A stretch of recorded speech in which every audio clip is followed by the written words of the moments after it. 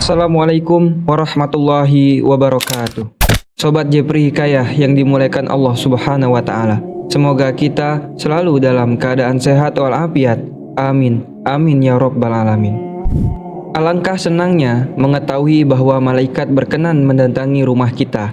Dengan kehadiran malaikat pasti rumah akan menjadi berkah, tentram, aman dan nyaman. Lalu bagaimana cara agar rumah dilimpahi keberkahan? Tonton video ini sampai akhir agar tidak gagal paham.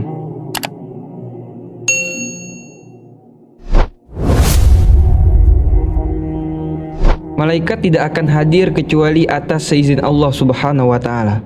Sebagaimana firman Allah Subhanahu wa taala dalam surah Maryam ayat 64. Dan tidaklah kami Jibril turun kecuali atas perintah Tuhanmu. Miliknya segala yang ada di hadapan kita, yang ada di belakang kita, dan segala yang ada di antara keduanya, dan Tuhanmu tidak lupa. Tapi bisakah kita mengundang kehadiran malaikat? 7 cara ini menghadirkan malaikat ke rumah agar dilimpahkan rahmat dan berkah. Menukil buku Mengundang Malaikat ke Rumah oleh Mahmud Asy-Syaprawi, ada beberapa amalan yang bisa mengundang kehadiran malaikat. Hal ini mampu menarik ampunan, rahmat serta pertolongan dari Allah Subhanahu wa taala. Pertama, istiqomah dalam keimanan. Iman merupakan aspek utama dan paling awal untuk meraih rahmat dan pengampunan dari Allah Subhanahu wa taala. Iman adalah kunci pembuka agar malaikat bersedia turun ke dalam rumah kita dengan membawa kabar gembira. Sebagaimana firman Allah dari surah Fussilat ayat 30. Sesungguhnya orang-orang yang berkata, Tuhan kami adalah Allah, kemudian tetap dalam pendiriannya, akan turun malaikat-malaikat kepada mereka seraya berkata, janganlah kamu takut dan bersedih hati, serta bergembiralah dengan memperoleh surga yang telah dijanjikan kepadamu. Kedua, memperbanyak zikir ke dalam rumah.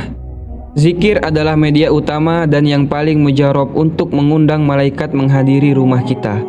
Rasulullah SAW secara gamblang menunjukkan bahwa zikir kepada Allah Subhanahu wa taala dapat mengundang kehadiran malaikat rahmat. Dari Abu Hurairah dan Abu Sa'id radhiyallahu anhuma, mereka berdua berkata, Rasulullah SAW bersabda, tidaklah suatu kaum duduk berzikir mengingat Allah, melainkan mereka dikelilingi oleh para malaikat, diliputi oleh rahmat, diturunkan sakinah, ketenangan, dan mereka disebut oleh Allah di hadapan malaikat yang ada di sisinya. Hadis riwayat Muslim. Ketiga, membaca Al-Quran di dalam rumah. Al-Quran adalah kalamullah yang diturunkan Allah Subhanahu wa taala kepada manusia melalui malaikatnya. Maka sudah pasti dengan membaca Al-Quran akan turun malaikat, rahmat, kebaikan, dan ketenangan di dalam rumah, serta syaitan pun akan lari menjauh darinya. Abu Hurairah radhiyallahu an berkata, rumah yang dibacakan Al-Quran akan terasa luas bagi penghuninya dan akan dihadiri atau dipenuhi oleh para malaikat. Setan pun akan pergi meninggalkan rumah tersebut dan akan banyak kebaikan dalam rumah tersebut. Keempat, memperbanyak bacaan sholawat Nabi SAW. Sesungguhnya di antara para malaikat Allah Subhanahu wa taala ada malaikat-malaikat yang ditugaskan berkeliling mencari orang-orang yang membaca sholawat.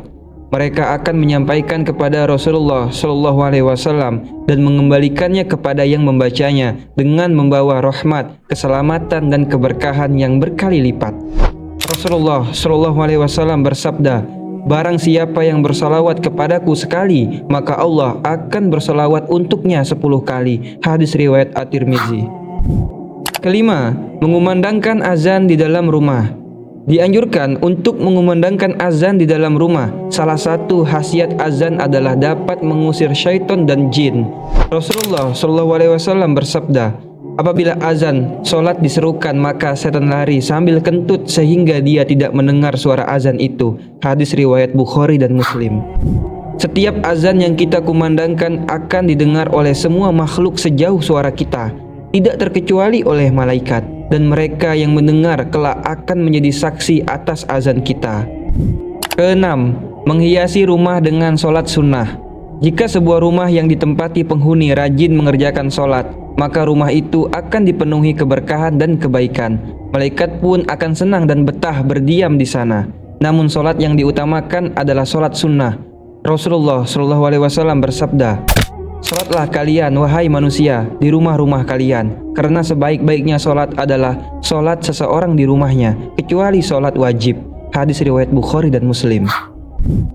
Ketujuh, menyambung silaturahmi. Sesungguhnya malaikat cinta kepada seseorang yang menyambung tali silaturahmi. Ketika ada seseorang hamba yang pergi bersilaturahmi kepada saudaranya, maka malaikat akan menemaninya. Sebaliknya, malaikat benci dan tidak akan memasuki rumah yang di dalamnya terdapat orang yang memutuskan tali silaturahmi. Diriwayatkan dalam sebuah hadis, Rasulullah SAW bersabda, sesungguhnya malaikat tidak akan turun kepada suatu kaum yang di dalamnya ada yang memutuskan silaturahmi. Hadis riwayat Tabrani. Ya Allah, limpahkanlah berkah-Mu kepada rumah kami dan jadikanlah sebagai tempat kedamaian, kasih sayang, dan keberkahan bagi kami dan semua yang menghuninya. Lindungilah rumah kami dari segala bahaya dan fitnah, serta jadikanlah setiap sudutnya dipenuhi dengan cahaya dan rahmat-Mu. Terimalah doa kami ya Allah dan kabulkanlah permohonan kami. Amin, amin ya rabbal alamin. Wallahu a'lam bishawab. Semoga bermanfaat. Wassalamualaikum warahmatullahi wabarakatuh.